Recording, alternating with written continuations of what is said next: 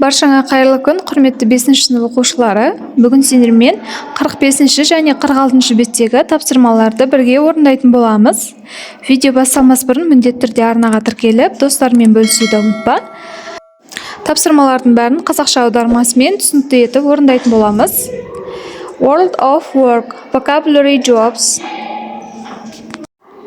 From A to H. In the pictures, what are these jobs in your language? Listen and repeat.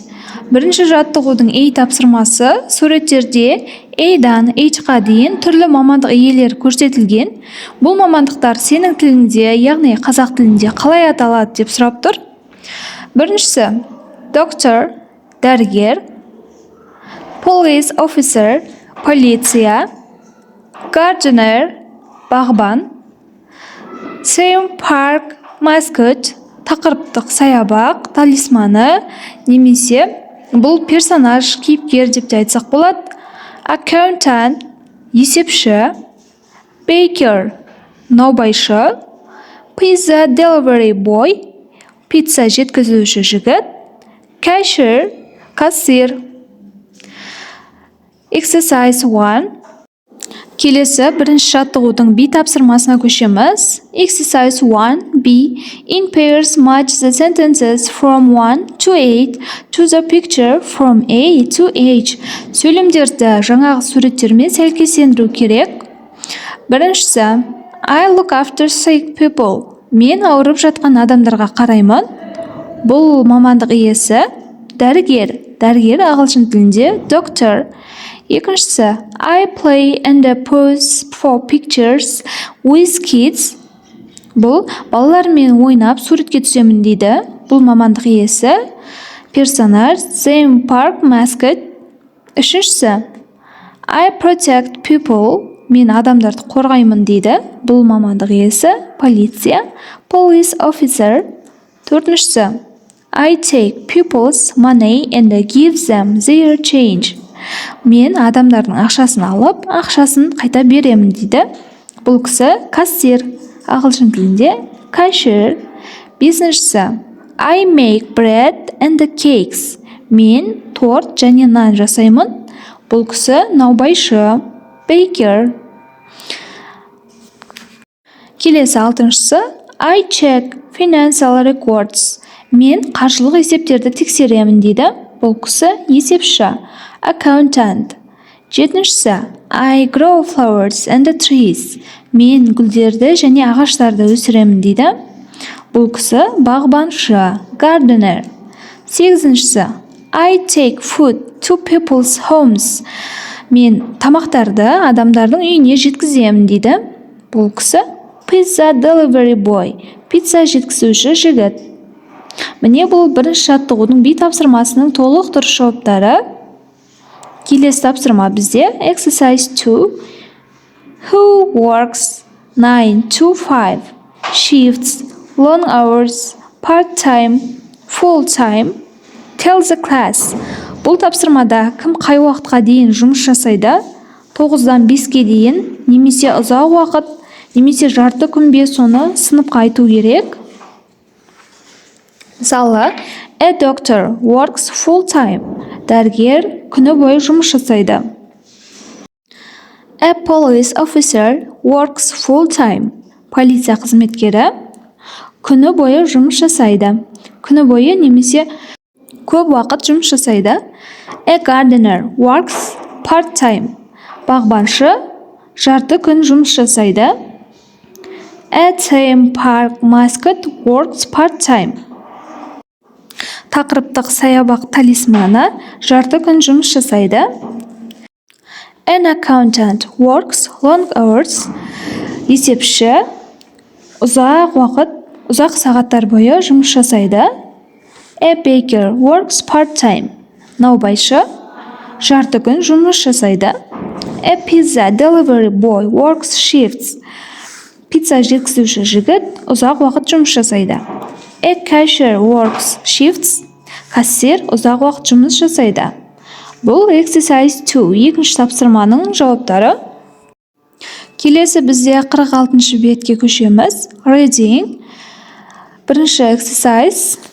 Look at the pictures and the heading. What is each person's job? Listen and read to find out. Суретке қара және тыңдалым тыңда. Мына суреттердегі адамдардың жұмысы қандай? Төменде екі текст берілген. Екі текстте де екі түрлі мамандық иесі сипатталған. Бірінші оқып шығайық. My fun job. Менің көңілді жұмысым. These people love their jobs because their work is fun and different. Every morning they look forward to an exciting new day. What do they do? Let's find out. Бұл адамдар өз жұмыстарын жақсы көреді, өйткені олардың жұмысы көңілді және әртүрлі. Әр таң сайын олар қызықты жаңа күнді асыға күтеді. Олар не істейді? Білейік. Steven, basketball mascot. Do you like basketball mascot? Like me, I'm a mascot for the Temple University team. I entertain the fans at matches and other events.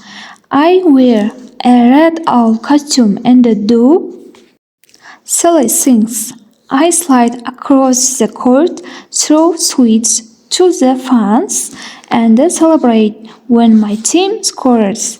I have to be creative to think of different ideas to entertain the fans, and I have to do all this in silence. I can't speak a word. I love my work. It's well paid, but it's tiring. Luckily, I only work part-time. Steven, баскетбол тұмары. Сізге баскетбол ұнайды ма? Сонда мен сияқты баскетбол тұмары бола аласыз? Мен Temple университетінің командасының тұмарымын. Мен жанкүйерлерді матчтарда және басқа да іс-шараларда қуантамын. Мен қызыл үкі костюмын киіп ақмақтықтар жасаймын. Мен алаңнан сырғанап өтіп, жанкүйерлерге тәттілер лақтырып, командам гол соққан кезде тойлаймын. Жанкүйерлердің көңілін көтеру үшін әртүрлі идеяларды ойлау мен үшін шығармашыл болуым керек. Ал мен мұның бәрін үнсіз істеуім керек. Мен бір ауыз сөз айта алмаймын. Мен жұмыста жақсы көремін және бұған жақсы төленеді. Бірақ бұл жұмыс шаршатады. Вақтыма орай мен толық емес жұмыс күнімен жасаймын. Бұл тексттегі Steven баскетбол тұмары болып жұмыс жасайды.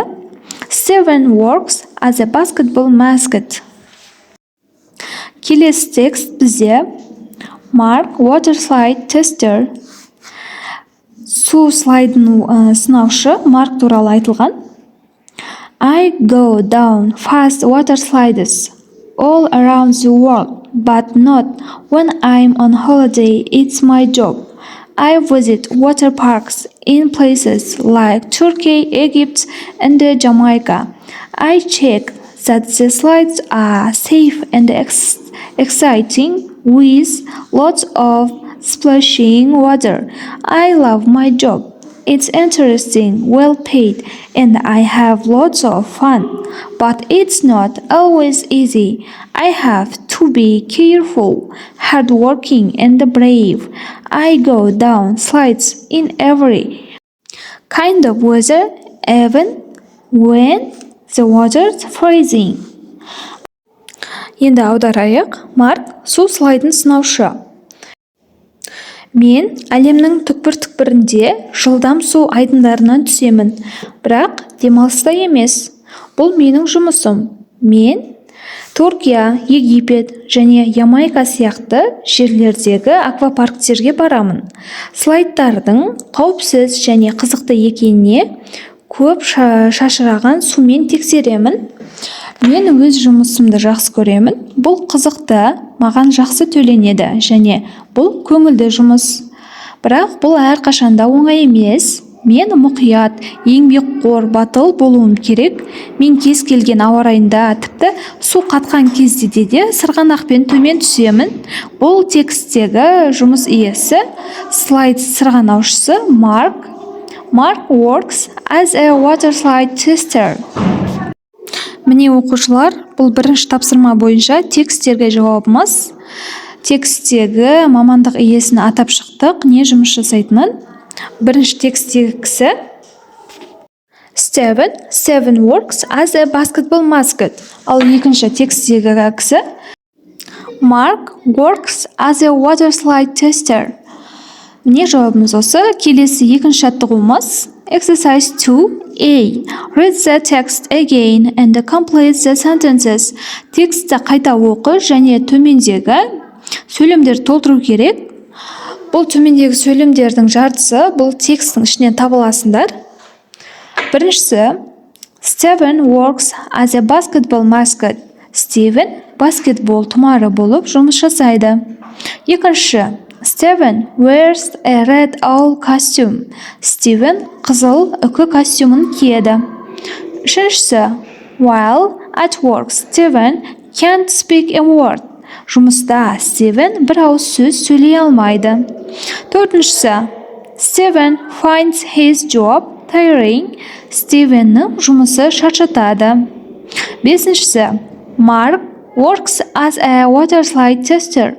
Марк су слайдын тексеруші ретінде жұмыс жасайды.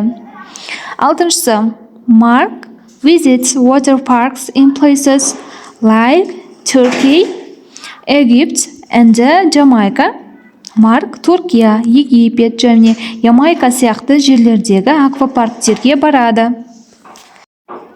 Mark's job isn't always easy. Марктың жұмысы әрқашанда оңай бола бермейді. Сегізіншісі Mark needs to be careful, hardworking and brave.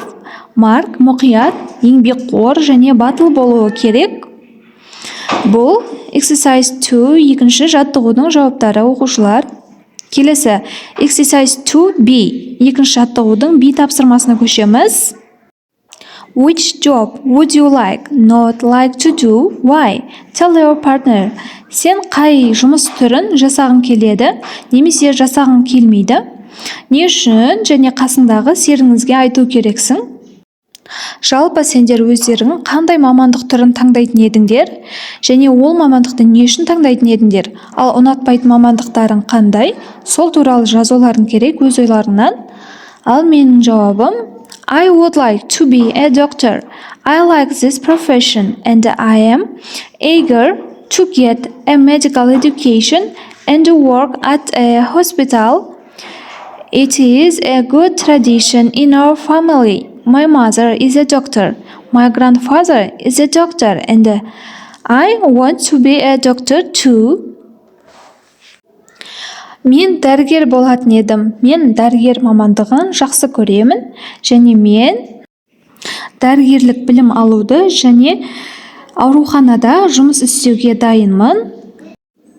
Бұл біздің отбасымыздағы жақсы дәстүр. Менің анам дәрігер және менің атам да дәрігер және мен де дәрігер болғым келеді. Және менің ұнатпайтын мамандығым I wouldn't like to work as a police officer because it's a hard job and I need to work full time. Мен полиция мамандығын таңдамас едім, өйткені ол қиын жұмыс және маған күні бойы жұмыс істеуге тура келеді. Міне оқушылар 45-46 беттегі тапсырмалардың жауабын көрсеттім. Сабақ түсінікті болды деген ойдамын. Егер видео ұнаған болса, міндетті түрде каналға жазылып, қоңырау тушағына басып қой. Достарыңмен бөлісуді ұмытпа. Келесі кездескенше назарларыңа рахмет.